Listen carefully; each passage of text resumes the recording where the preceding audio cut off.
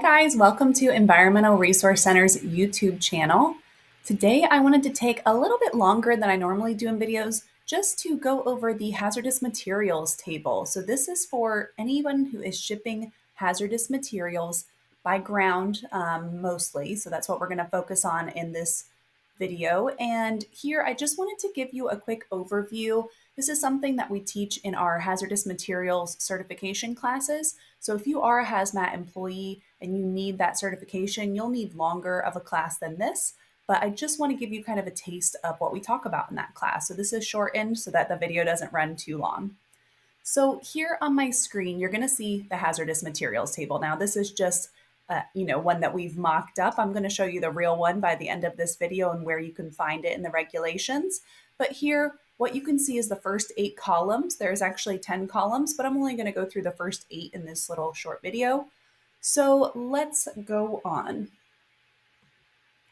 So in column 1 of the hazardous materials table, it's very important that you know how to read the symbols because it might be telling you something very important. So first thing is if you see a plus sign symbol, that fixes the basic description, which essentially means you have to use that shipping name just as you see it. You cannot make any alterations.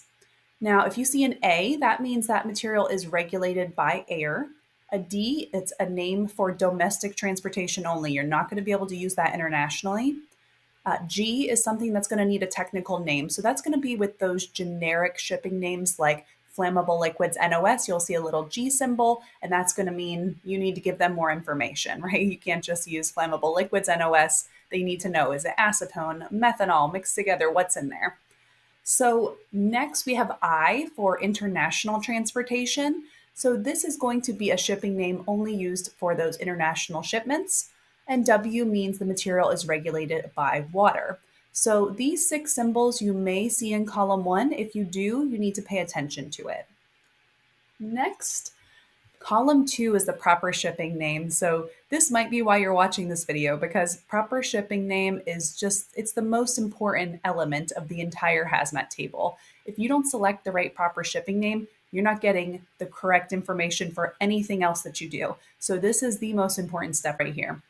So with proper shipping name in column 2, first of all, when you're reading it, make sure that you know how to read it. So anything that's in Roman regular type is going to be your proper shipping name. Now, if it has some italics in there, that's just additional information for the person selecting the shipping name so that they can understand what they're selecting. It might say, if it has more than 50% concentration, use this shipping name. If it has less, use this one. So make sure you read that italics, but that's not actually part of the shipping name. And then if it says or C, it's kind of like leading you somewhere else to a different shipping name to use. And if you see an NOS in that column, that stands for not otherwise specified. So that is going to be those generic names where you don't have anything more specific that you can select. So on that note, let's take a look at how to select the most specific shipping name. So the shipper assigns the proper shipping name, and it's just really, like I said, the key to all the other requirements. If you don't pick the right name, you're going to do everything else wrong, really. So you have to make sure that you're picking the most specific name possible. So if you know that you are shipping some acetone, for example, you cannot call it flammable liquids NOS. It's just not as specific as it could be. So what you're going to do, if you look at my list here, you're going to start with the most specific chemical name that you can. Now, if it's a mixture or solution and it is not, 2 chemicals mixed together, I'm going to show you that on a slide in a second. You may want to add the word mixture or solution to the end of the proper shipping name. I'll show you how to do that in just a moment. You can also select by NOS chemical family name, by generic end use name, like something like resin solution, and by NOS hazard class name. So those are the most generic names, stuff like flammable liquids, corrosive liquids, NOS.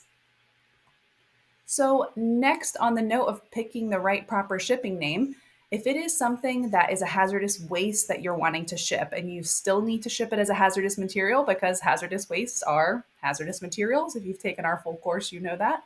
So here, if it's a listed material that's a waste, what you're going to do is just add waste to the proper shipping name. So you would call it waste acetone, for example.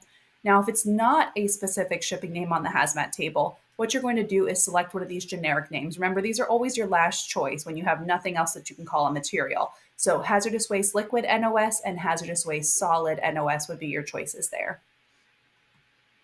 Next, if you had a non-hazardous material and it was mixed with a hazardous material, that's when you can use these names that add mixture or solution to the proper shipping name. That's what PSN stands for there. So here, let's say that I had some methanol and it's 70% methanol and 30% water. So water is not regulated. So I can just call that methanol solution. I don't have to say, oh, okay, I'm going to go straight for the flammable liquids NOS. We want to choose the most specific shipping name, okay? Column 3 is our hazard class. We have the primary hazard class listed here, so you can see things are class 3, flammable liquids, class 9, miscellaneous. Column 4 is our identification number, and we have 3 different types here. A UN number is used for domestic and international shipment. These are United Nations numbers that are really applicable all over the globe. NA numbers are for domestic shipments only, including Canada. And then there's one ID number, which is ID 8000, and that is for consumer commodity shipments. Column 5 is our packing group. So here it's going to identify the degree of danger. So we have packing group 1, which is the greatest danger, packing group 2, medium danger, and 3, minor danger. Now you may see one listing like flammable liquids NOS that has several packing groups listed. So you will have to determine which packing group is applicable. And that's going to be based on which hazard class you have and the criteria that are in the regulations. And there are certain hazard classes that actually don't have a packing group. So class 2 gases, there's no packing group listed for those. Class 7 radioactives, no packing group. And there's some others that I'm not listing here. Column 6 is your label code. So if you have a number listed, that's the first label that you're going to put on your package. Anything else listed is a subsidiary hazard. And you could even have a tertiary hazard, which is the third hazard class, if you are shipping something that applies to. So you are going to know your primary and subsidiary hazard classes from the label column.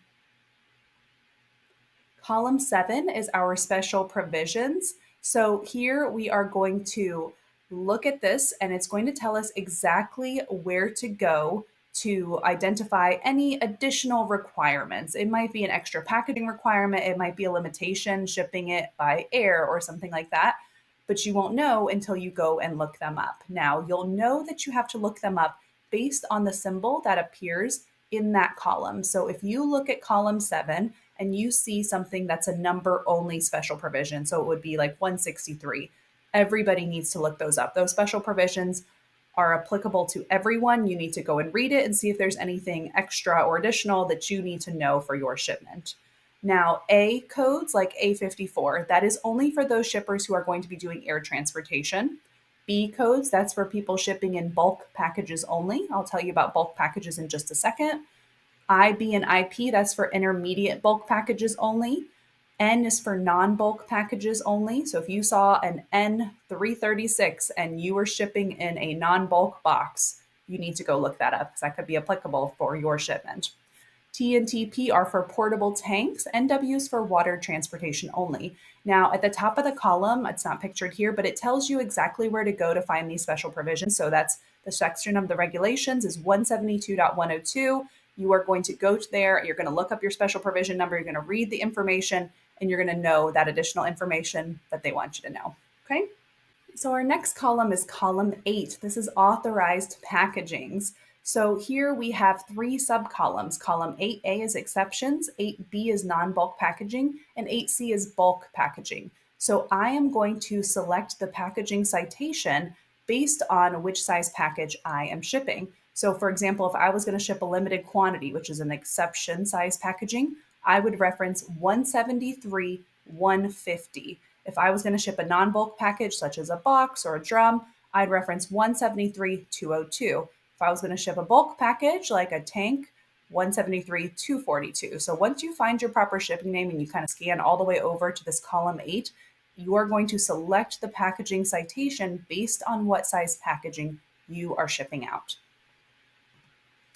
And here you can see just a quick definition of package sizes. So for non-bulk packages, that is anything with a liquid capacity of 119 gallons or less, which is 450 liters.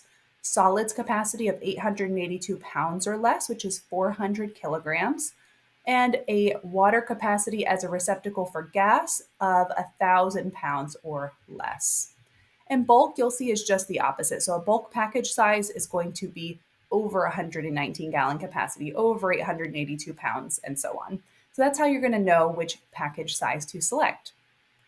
So that is the first 8 columns of the hazardous materials table. So what I really wanted you to gather from that is that you need to study up on what the correct proper shipping name is, look it up on the hazmat table, and then you're going to follow along to find out the rest of your requirements. And you need to know how to use this table because it's really the key to everything. It's going to tell you what kind of packaging you select when you go to that packaging citation we just mentioned. It's going to tell you what kind of labels go on it.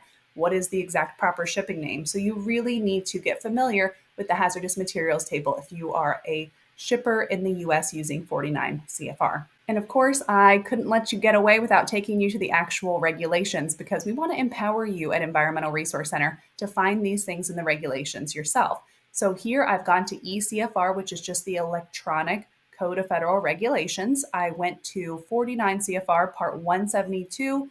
101. This is the hazardous materials table. And now everything I just discussed with you guys is actually in these regulations above it. And here, when you get to the table, you can click to expand the view just to make it a little bit easier to read. And this is where you are going to find all of the things that we just talked about. And I'll just give you an example. When I search for methanol, you can see some of these things that we just talked about. So there's actually 2 listings for methanol. One of them has the plus sign and the international I in the symbols column. That's why it's so important to know what the symbols mean. So this means this methanol listing is for international shipments only. And remember that plus sign fixes the basic description. So even if you say, hey, why does it have a subsidiary hazard of being toxic, a 6.1 right here? I thought methanol was just flammable. Well, internationally, they classify it differently than we do domestically. So the DOT accounted for that by making 2 listings, one for domestic, one for international. And then they put that description that the international folks use right here. I hope this overview of the hazmat table was helpful for you. If you need hazmat training, head over to ercweb.com. That's ERCWEB.com, and we can help you with all of your training needs.